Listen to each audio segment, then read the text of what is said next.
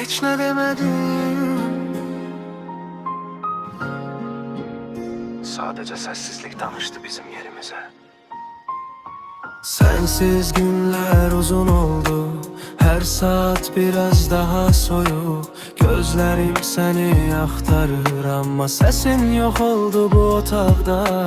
Bir söz kesti kalbimi, bir bakış girdi içime, sustum gözledim.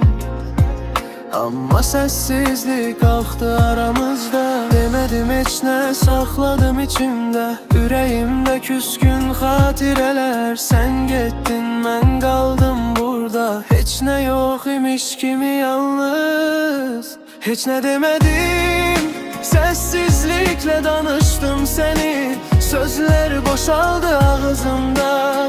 Üreyse seni çağırdı gece gündüz. Hiç ne demedim ama içimde bir fısıltı kaldı.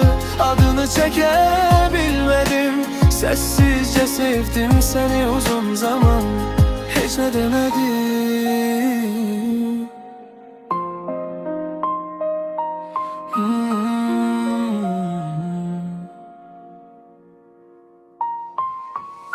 Her adımda seni hissettim ama sesim çatmadı ağzıma.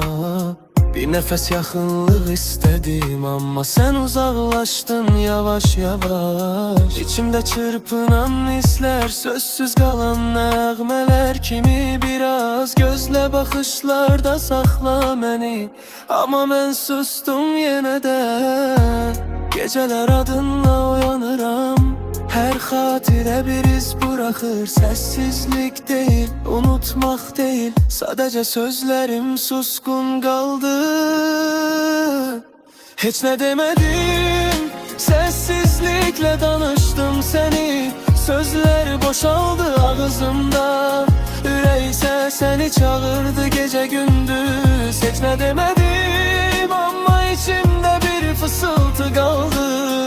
Adını çekebilmedim. Sessizce sevdim seni uzun zaman. Hiç ne demedim ama sensiz gecelerde de seni yaşadım.